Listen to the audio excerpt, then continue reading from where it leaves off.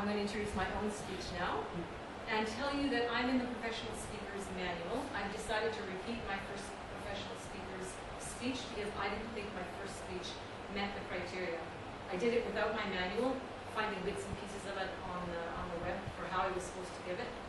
And I think I can do it again. And I like the advice in this manual, which is keep doing the speech over and over till you really feel you get it. I love that advice, actually. So that's what I plan to do. Now, I'm targeting a specific audience.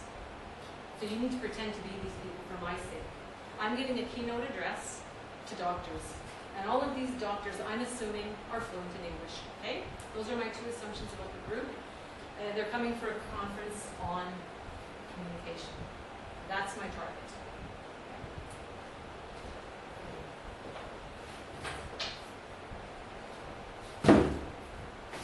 Excuse me, can I have the manual? So, welcome to the conference on communication. Here's one thing we all know. Even when we're silent, we communicate. We're always communicating. Even when we think we're switched off, there's no off button. And we're not even really very aware often that we're communicating. But believe me, the world is. The rest of the world is very, very aware. So you've checked out my clothes, my little mannerisms, you've looked at my hair, you've heard the tone of my voice, the pitch, the speed, right? You've looked at my eyes, what are they doing? Do I feel comfortable with those eyes? Do I feel like she's shifty? You've made a lot of decisions about me. And I've been up here for how many seconds? Minutes? One, right? We're always, always communicating. And we're not always aware. Now here's my wish for you and myself in this conference. You will become much, much, much better at communication and much more aware. Now, I have a prediction. It can all happen, but two things have to happen first. And I'll just ask you two questions. I'll ask it for myself too. First question is this. Are you in or out of the box? Clearly I'm in, right? Well, let me tell you about being in the box. Well, you can see it's small, it's confined, and I can't move very much. This is the place where I make judgments. This is the place where I blame people.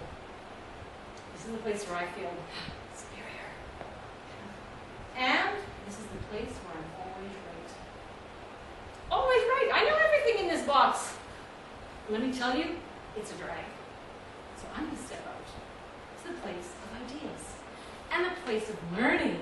The place of curiosity. It's all out here, right? Out of the box. So come out, get out of the box with me.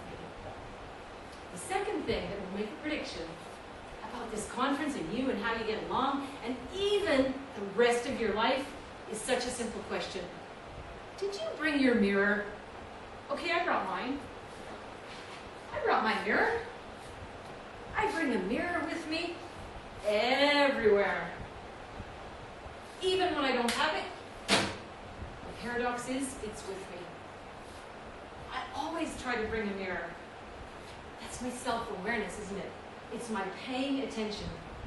What am I doing? What am I communicating? How am I relating? What's my impact? So I know, for myself and for you, whenever we go anywhere and we bring our mirrors, we're guaranteed to be on the path to a more successful life. Because we can read all those signals and see what the world is sending back to us, can't we? And I guarantee you the contracts you want, whether you want your marriage to succeed or not, whether your patients get better faster or slower, or whether they have trust and faith in you, they all depend on what? All these tiny little things that make up what percentage of our communication? 93. 93, according to one source. But who cares if it's 50? It doesn't matter, right? It's a lot. A lot. So, that's my wish for you and for me, for this conference and the rest of our lives.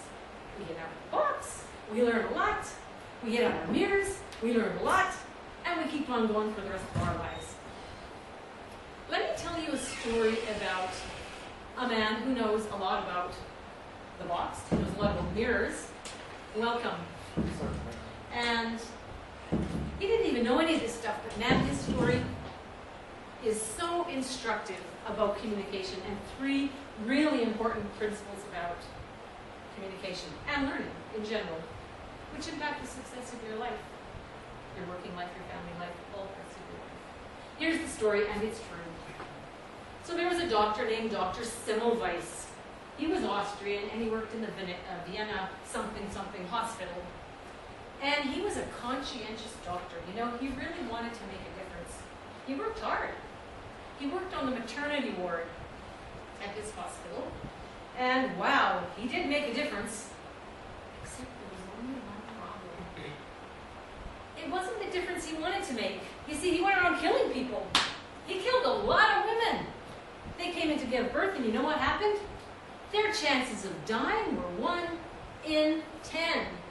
1 in 10! We would never accept that today.